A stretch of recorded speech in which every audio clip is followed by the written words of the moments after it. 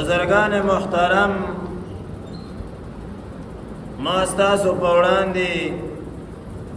د څو جمعو نه یو کورس شروع کړی و، خو د حالاتو په مناسبت سره ما دا مناسبه وګڼله چې په دې منځ کې ستاسو په وړاندې د محرم الحرام چې دا کومه میاشت روانه د محرم د دې په باره کې څه مختصر خبرې وکړم. تفصیلي خبرې خو نشم کولی ځکه چې ډېر وخت غواړي، لکه چې څنګه دا زما یو کورس روان دی د نکاح په باره کې او د طلاقو په باره کې او د هغه ګناهونو په باره کې چې هغه باللذت دي. نو همدغه رنګې د محرم الحرام چې دا کومه میاشت ده، نو حضرت صاحب دا یو کورس دی، درې څلور میاشتې دا غواړي، په دې کې به تفصیلي خبرې دي. خو خیر زه به مختصر حالات د ستاسو په وړاندې ووایم چې څه ناڅه حق و حضرت صاحب د جمعې ادا شي. د دې میاشتې نوم دا محرم الحرام دی. د عزت په میاشتو کې دا یوه میاشته ده، او اسلامي چې کم تاریخ دی د اسلامي کلندر دا لومبنی د تاریخ شروع د همدې میاشتې نه شوې ده، و حضرت صاحب د اسلامي د میاشتو دا لومبنی میاشته ده. په دې کې ډېر لوی عظیم عظیم کارنامې قربان شمه شوي دي او فضیلت هم ډېر دی. خو په دې میاشت کې په 10 تاریخ باندې و حضرت صحابه د رسول الله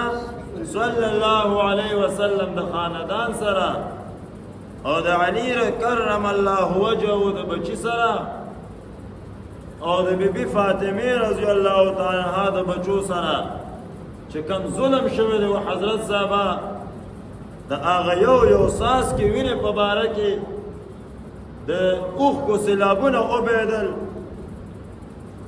په زرګونو کاله ووایه چې و حضرت صاحب دا 15مه صدي روانه ده، نو 1500 څه کم د محرم میاشتې تېرې شولې، او هره میاشت په محرم کې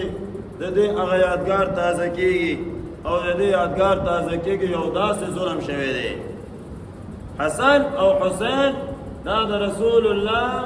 صلی الله علیه وسلم نوسیو، او رسول الله مبارک ته انتهایی ګران.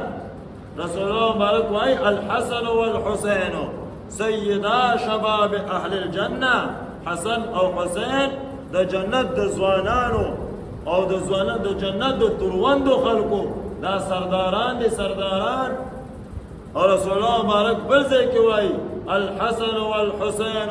هما ریحانای فی الدنیا. دا زما ګلابونه دي، ګلابونه. ریحان کشمالو ته ویل کېږي، خوشبویۍ ته ویل کېږي. دا زما خوشبویي ده، خوشبویي. لکه چې انسان ګل سره مینه ساتي، نو همدغه رنګې دوی سره زما مینه ده. انسان ګل خوښوي، دغه رنګې زه دوی خوښوم. نو په دغسې انداز باندې رسول الله صلی الله علیه وسلم دوی سره مینه وه. اهل بیتو وخت سره قربان شو، خپل ځان مستحق د خلافت ګڼه. په دوی کې د خلافت چې کومې علامې او کارنامې، کم بهادرتوب، شجاعت، انصاف، عدل چې څومره د یو حکومت وقت دپاره او همدغه رنګې د یو عادل بادشاه چې کومې نښې او نشانې دي هغه ټولې په دوی کې موجودې وې. نو په دغه بنیاد باندې دوی ځانونه مستحق ګڼل د خلافت دپاره. علي کرم الله وجهه رضی الله تعالی عنه هغه چې کله قربان شم شهید شو او د دنیا نه تشریف ویړه، د امیر معاویه رضی الله تعالی عنه او د ده ترمنځ څه اختلافات تېر شوي دي، جنګ جګړې، دا ډېر 4.5 کاله اختلافات تېر شوي دي، څه کم 15 کاله. نو چې کله علي رضی الله تعالی زخمي شو او د حسن رضی الله تعالی د علي رضی الله مشر بچی دی، ورته وویل چې ګوره امیر معاویه صاحب سره خپله معامله دا صفا کوه او د هغه نه یره ترخه مه کوه، صلح ورسره وکړه. علي رضی الله پته وه چې مسلمانانو دا اختلافات ختمېږي نه، صلح ورسره وکړه. نو همدې وصیت په بنیاد باندې حسن رضی الله تعالی عنه سره قربان شمه، په کوفه کې بیعت وشو د علي رضی الله تعالی په ځای باندې. نو حسن رضی الله عنه پس لکه خدا خبره وا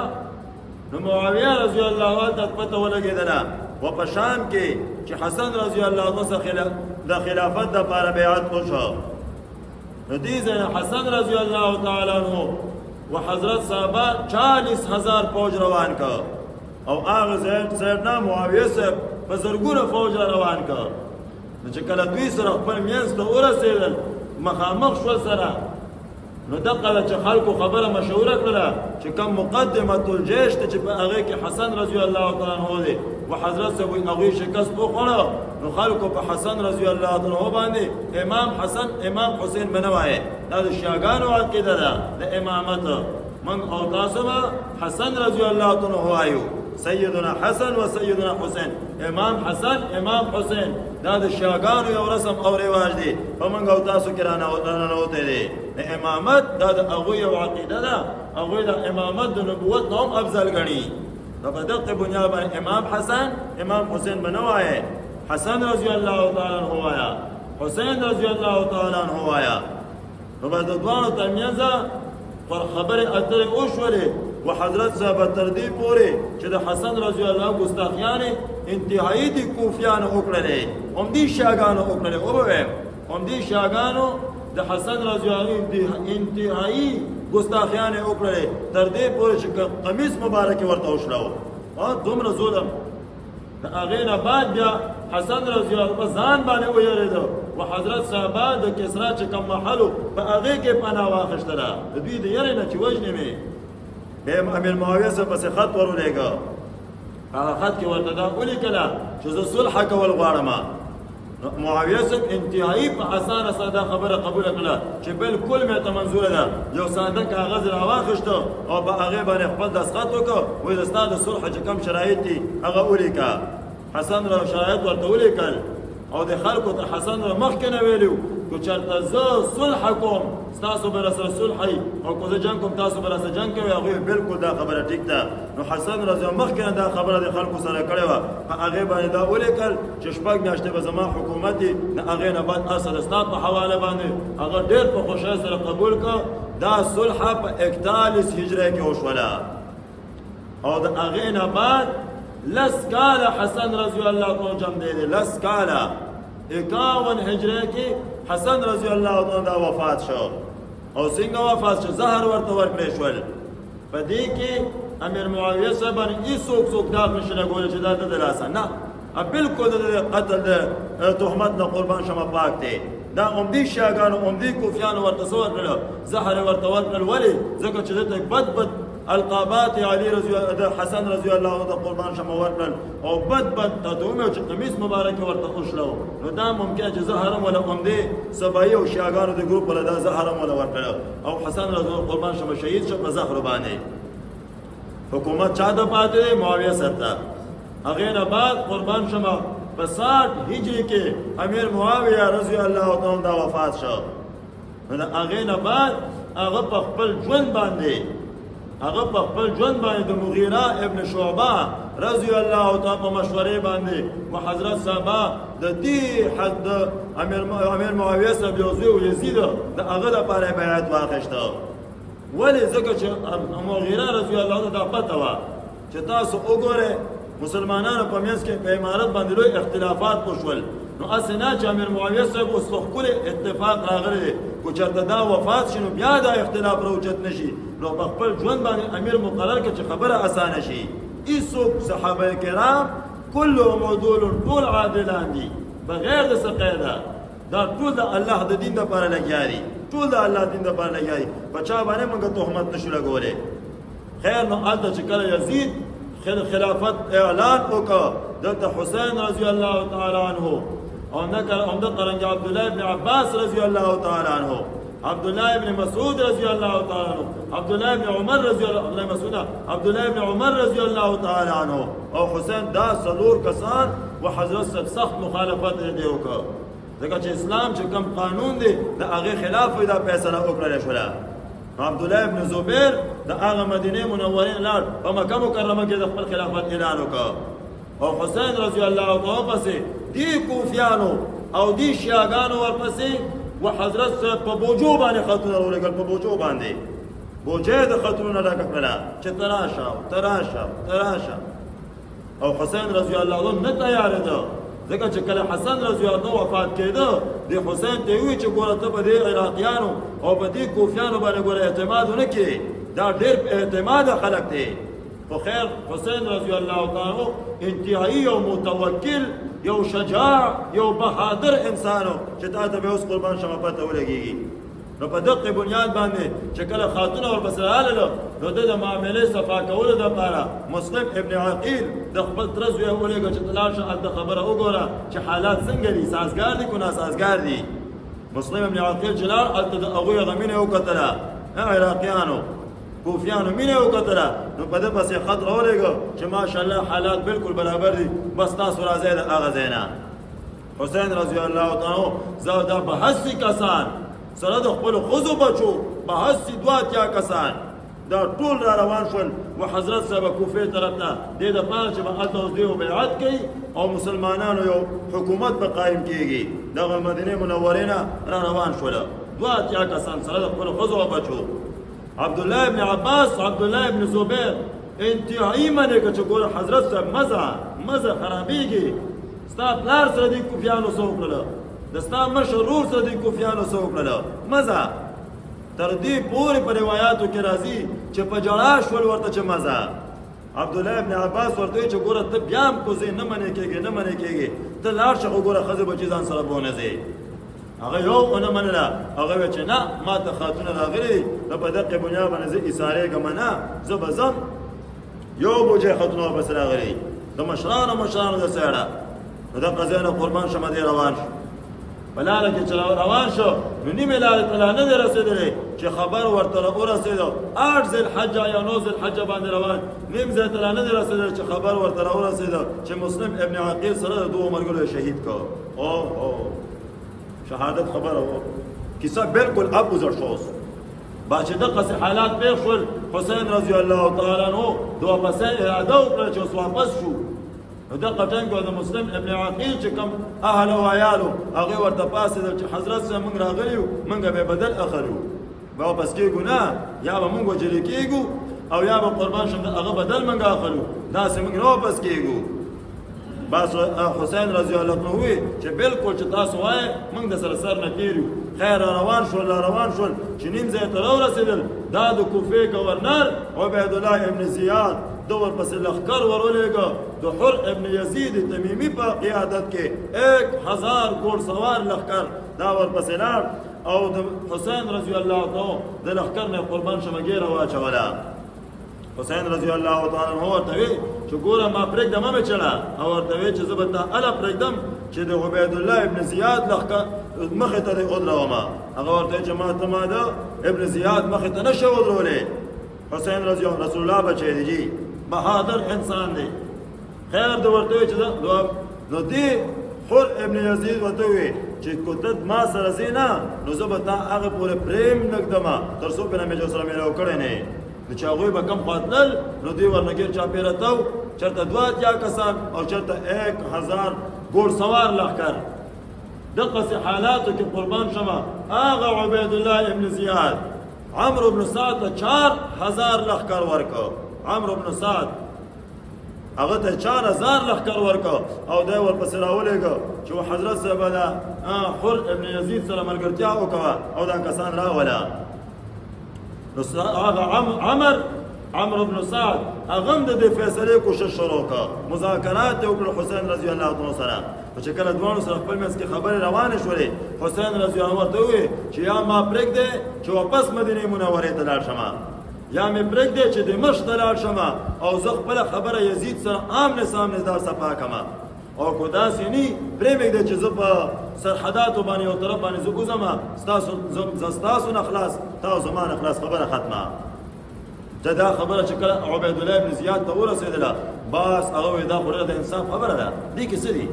خو دلته دې شیعهګانو خو خطونه لیکلي وو که نه حسین رضی الله عنه پسې نو ویې کو چېرته دا خبره اوس ښکاره شوله خدا خبره او دی لار یزید سره آمنے سامنے میلاو شو نو اته د خطونو وسه بوجه ډکړه بوجه ورته کولو کې چې پلانکی شه د سړه دا خطه پلانکی شه د سړه دا خطه اوس حکومت سره میلو دي او په هغه ټایم کې حسین رضی الله عنه په مقابله د یزید باندې را پار کړ نو دوی چې کومه دغه خبره نه پرې خوستله نو دا شمر ابن جوشن دا را پاسد او حضرت صاحب عبید الله ابن زیاد ته وی چې الا به دا سړی پرېږدي چې دته وایا چې زما په لاس باندې به اوس بیعت وکړي په نغدو کې او د هغې نه بعد به بیا یزید ته لاړ شي هغه سره به خپله معامله صفا کې بس دا خبر چې حسین رضی الله عنه وی چې ته به حضرت صاحب عبید الله ابن زیاد په لاس باندې بیعت کې هغه زه به د فاسق په لاس باندې بیعت کوم د یزید دپاره هیڅ چاره نه کېدی نه شي د په لاس باندې زه بیعت نه کوم بیعت نه چورلټ انکار وکړه چې انکار یې ورنه وکړه نو حضرت صاحب بیا بله چاره نه وه بغیر د جنګ نه جنګ ته تیار شول واپس هم نه پرېخوسته دوی واپس مدینې منورې ته ځم نه به ځې بیعت پکې هغې نه بعد چې کوم خوازې بیا ځه حسین رضی الله عنه چې نه بیعت نه کوم په همدې باندې حضرت صاحب جنګونو ته خبره تیاره شوله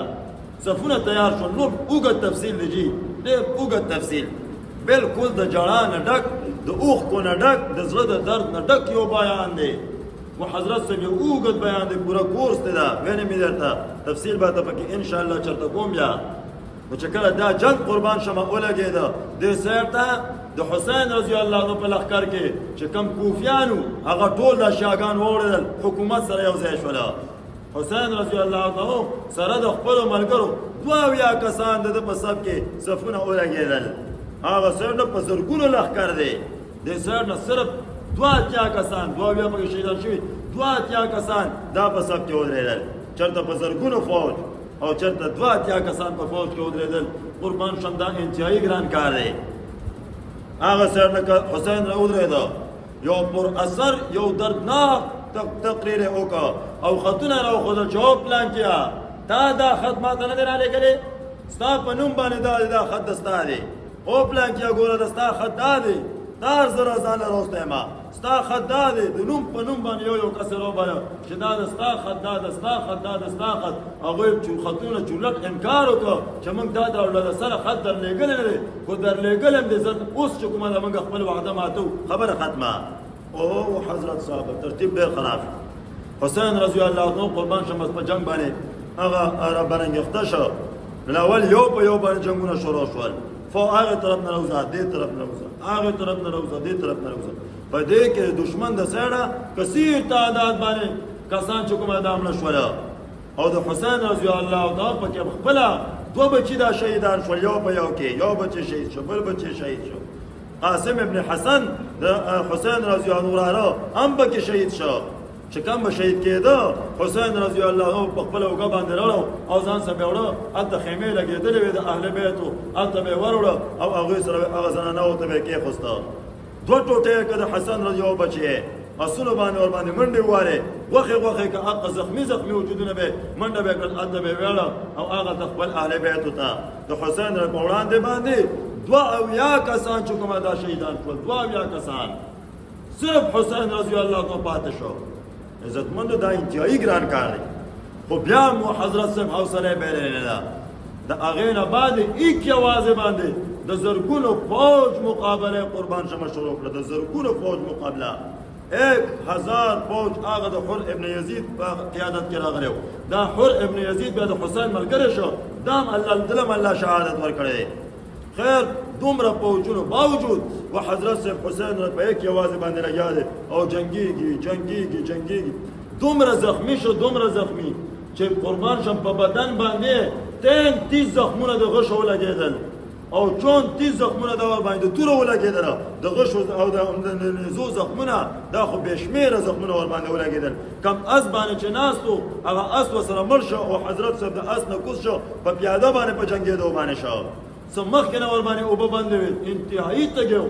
په دغه انداز باندې زه بلار شم اوبه ووسکم بلاره کې ورته هغوی مخه ونیوله ګزاره ور باندې وکړو راوی غورځو انتهایی زخمی شو دغه زخم په دوران کې ځان د پاره دی او ماشوم عبد الله ابن حسین هغه زوی او هغه روبر چا مال راوړل نو هغه ورنه راوست نو هغه په دې غیږ کې ځان تکینو یو بدبخت اور باندې د غش گزار وکړ او قربان شم د حسین په غیږ کې ماشوم بچیم شهید کړ او هغه ویل حسین لپاره اډک کړه او داسې په پزمکه باندې وګرځوله او وی چې یا خدای پاک دې وینو انتقام ورنه اخلي انتهایی ګران کار دی د هغه نه بعد بیا روان شو و حضرت صاحب روان دی او ابو د پاره نشانه ور باندې گزار وشو غش او باندې آر پاره ورنه په دې مړی باندې وېسته او حسین رضی الله عنه پریوته انا لله و انا الیه راجعون حسین رضی الله عنه جام شهادت و حضرت صاحب نوشته د هغه نه بعد دا شمر دا را پاسه و حضرت صاحب حسین رضی الله عنه سر کټ کو سر مبارک ورنه پریته او بیا داسې ابن زیاد عبید الله ابن زیاد هغه ته په داسې انداز باندې پیش کو لکه چې یو انسان بد ته تحفه وړي او د رسول الله مبارک بچی دی رسول الله مبارک په غیږو کې لوبولی دی رسول الله مبارک ورته د خطبې دوران نه کوز شوی دی او ځان سره راخېجولی دی په دې اوږو باندې یې ګرځولی دی نصف اسفل د رسول الله مبارک سره انتهایی مشابه دی د حسین رضی الله تعالی عنه نو دغه سي قربان شوم په غیږو کې رسول الله مبارک ګرځولې دغه شونډې او دغه پوزې دغه غوونه دا سر رسول الله صلی الله علیه وسلم خپل کړی په دغه سي انداز باندې و حضرت صاحب دغه سره پریکو او په کاسه کې داسې ویړ لکه چې څنګه یو انسان ته توخه وړل کېږي عبید الله ابن زیاد ته په توخه کې پیش کړ چې دا ولد حسین سر حسین رضی الله عنه سره چې هغه ته پیش کړ نو هغه سره په لاس کې یو چوکا او په دې پوزو باندې ویو په دې شونډو باندې ویواله انس رضی الله عنه التو انتهایی ورته غوسه شو ورته وای بدبخته په دې پوز او په دې شونډو باندې ما رسول الله مبارک کتل چې رسول الله مبارک په دې باندې خله خوسته ده بدبخته ته په دې باندې په چوکو باندې وخی دا په چوکو باندې وخی او په حسن کې ورته خبره کوي خلک وي دا خيسته دي دا خيسته دي دا وي خيسته دي دغه څه خبره کول نو حضرت صاحب په دغه څه انداز باندې دې زینب بیا دوی روان کو هغه یزید ته ولدا اثر ویړو بیا وګدا قصه د حضرت صاحب یزید په دربار کې قربان شم یو لوی غبل جوړ شو چې د حسین رضی الله عنه شهادت پتا سره د اهل بیت ولګیدل هغه اول وخت جنا وکړه خو خیر لوی چکمنا اسلام ته قربان شم په دې ورځ باندې مسلمانانو ته یو لوی نقصان حضرت صاحب دا رسیدلی دی لوی نقصان مسلمانانو ته یو لوی نقصان رسیدلی دی لوی ظلم شوی د رسول الله مبارک خاندان سره هغه به کم سړی چې پیغمبر د پیغمبر نوسی ولی په غش باندې او حضرت صاحب د هغه د مړی نه غش آر پار کوي هغه کم ظالم چې هغه ته د رسول الله مبارک سر به طور تحفه پیش کېږي او بیا ور باندې چوکۍ ټپوي داسې همدې عبید الله ابن زیاد مسجد دمشق د مخې ته د سر پروتو او خلکو به چې هغه دراله راوي وایي چې ما چې څنګه راله چې هغه مې کتل ورته یو مال براته په دې سپېږمه کې به دننه شو غیب بشو بیا به حضرت صاحب غیب بیا به ورنه وته بیا به هغه مال راغی په دې سپېږمو کې ورنه وته د عبید الله ابن زیاد په سر کې رسول الله مبارک په سپېږمو رسول الله مبارک نو سي په سپېږمو باندې ټپه دغه سي الله پاک ذلیل کړل او حضرت صاحب زمونږ استاد دین دا قربان شم د سوق مناولو دین نه دی چې ته غم مناوي زمونږ استاد دا خلک د میاشتې تسپیره میاشته وي په دې کې ودونه نه کوي په دې کې خاجیان نه کوي ولې دا سپیره میاشته ده میاشتې سپیره نه دي پیږي کنه پیږي عجب منطق ته زمونږ استاد د خلک چې کم شي سپیره دی هغه باندې قربان شم دې ته سوچ نه کوي او کم شي سپیره نه دی هغه ته نسبت د سپیره توپ کوي دمه ګډول سپیره دي اجلاګان ګډول سپیره دي دی چې پیټه لګول سپیره دي غانه بجانه شرشرکه او هوایی پیرنګونه سپیره دي و حضرت صدین رسول الله مبارک مله کړی دا چې کم شیان سپیره دي ګناه سپیره ده میاشت سپیره نه دي نو حضرت صاحب دا خبره زمونږ او د استادو د خلکو یو فزول خبره ده چې میاشت سپیره دي دا سپیره دي او د څه د وجنه وې سپیره دي د څه د وجنه وې سپیره د شهادت د وجنه شهادت سپیره تو د خدای ته شهادت سپیرتوب نه دی هغوی ته الله پاک یو لوی مقام ورکو خپل بابا جان سره پکې میلاو شول زما او د ستا دپاره قربان شم یو حادثه ده هغوی دپاره حادثه نه وه هغوی ته خو الله پاک په دې سره یو لوی مقام ته ورسول رسول الله مبارک په خپل د شهادت تمنا کړی دا کاش ارمان چې زه د الله په لار کې شهید شم بیا ژوندی شم بیا شهید شم بیا ژوندی شم بیا شهید شم بیا ژوندی شم بیا شهید شم شهادت خو قربان شم هغه مقام دی عمر رضی الله عنه دعا کوي اللهم ارزقني شهادة یا الله پاک مال شهادت راکا واجعل موتي في بلد حبيبك یا خدای پاکا زما مرګ دا په خپل محبوب په در خپل محبوب وطن کې په مدینه منوره کې زما مرګ وګرځوا الله پاک دعا قبول کړه کوته شهادت د سپیرتو وای ته ماته داس یو میاشت او خایا چې حضرت صاحب هغه میاشت کې د مسلمانانو شهادت نه راغلی په بدر کې څوارلس صحابه شهیدان شول په احد کې اویا صحابه شهیدان شول حمزه رضی الله عنه ټوټه شو وینه چې یې راویستل شول په غاښونو باندې وچقول شول څوک په اسونو په خپو باندې ترمه شول څوک په اور باندې وسوځېدل څوک په میز باندې دوه ټوټې شول څوک تیرو ته وغورځول شول نو دومره ظلمونه او شهادتونه مسلمانانو قربان شمه مسلمانانو باندې شوي دي او مسلمانانو همدا شهادتونه ورکړي دي خو ته شهادت سپېره دی په دې کې حسین رضی الله تعالی عنه قربان شم شهید شوی دی نو حضرت صاحب شهادت سپېرهتوب نه دی بیا خو ټول کار ودونه مه کوه همداسې کښېنه ځکه چې داسې یو میاشت نشته چې په هغې کې مسلمانانو شهادتونه یې ورکړي مسلمان دین قربان شم دا د قربانۍ دین دی 3 ورځو نه زیات غم مناول سوق مناول قربان شمه دا نشته نور د دې میاشتې خپل برکات شته رسول الله مبارک بیان فرمایي چې لسم محرم چا یو روژه ونیوله تېر شوي یو کال صغیره ګناهونه به ورته الله پاک معاف کړي په ثواب یې شته که نشته تېر شوي یو کال رسول الله مبارک وایي چې راغې وایي ته تاسو روژه ولې نیسئ دا وایي یهودیان روژه ولې نیسئ دا وایي موسی علیه السلام ته الله پاک په دې ورځ باندې د فرعون نجات ورکړی نو موږ دقې بنیاد باندې روژه نیسو نو رسول الله مبارک وایي زه زیات اولاد هغه ستاسو هغه سره نو قربان شم رسول الله مبارک هم روژه ونیوله دا فرض و اول وخت کې بیا رمضان مبارک روژه چې راغله دا منسوخه شوله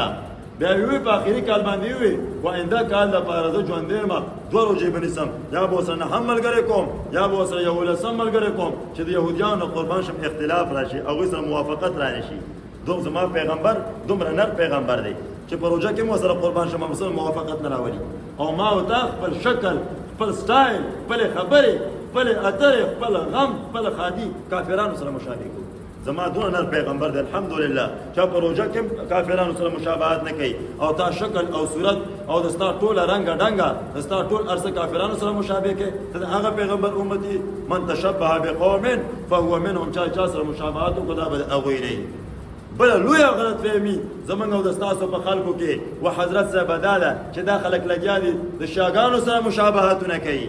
لارو په لاره باندې صبرونه لګولي دي خلکو له شربت یې ورکوي ولې حسن او حسین ته کې مړه شوي دي موږ شربتونه ورکوو او